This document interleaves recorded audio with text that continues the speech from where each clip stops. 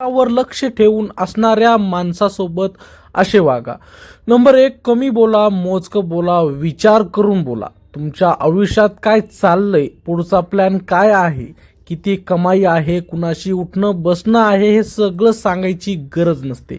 लक्ष ठेवणारा माणूस तुमच्या शब्दातूनच माहिती गोळा करतो.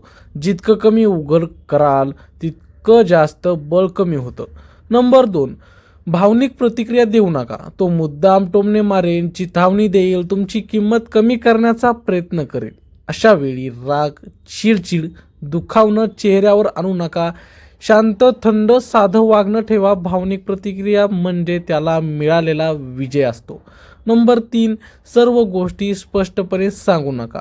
तो काय चाललंय, पुढे काय करणार, इतके पैसे कुठून, असे प्रश्न विचारेल. प्रत्येक प्रश्नाचं पूर्ण उत्तर देणं बंधनकारक नाही. साधं अपूर्ण विषय बदलणारं उत्तर द्या. तुमचं आयुष्य तपासण्यासाठी उघडं नाही. नंबर 4, अंतर ठेवा पण शत्रुत्व नको. अचानक पूर्ण तोडफोड करू नका.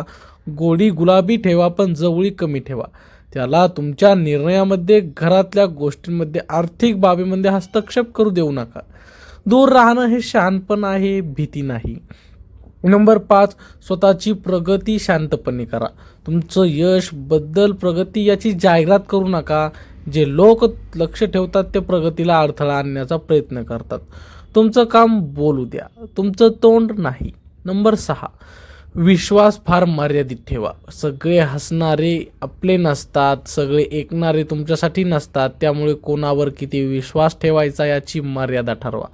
विश्वास हा हळूहळू दिला जातो, एकदम नाही. नंबर 7, ठाम राहा पण सभ्य राहा. तुमचे नियम, सीमा, निर्णयावर ठाम राहा. हे मला चालणार नाही, यात मला रस नाही, असं शांतपणे सांगायला शिका.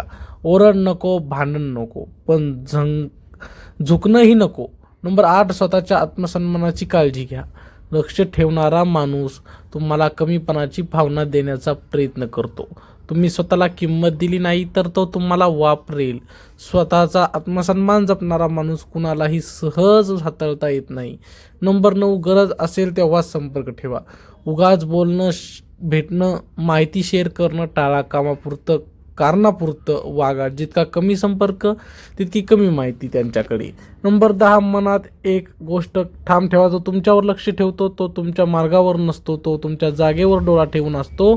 त्यामुळे सावध राहा, शहाणपणाने वागा आणि स्वतःला सुरक्षित ठेवा. मित्रांनो, व्हिडिओ आवडला असेल तर लाईक नक्की करा, कमेंटमध्ये नक्की सांगा आणि चॅनलला सबस्क्राईब नक्की करा. भेटूया पुढच्या व्हिडिओमध्ये. तोपर्यंत धन्यवाद.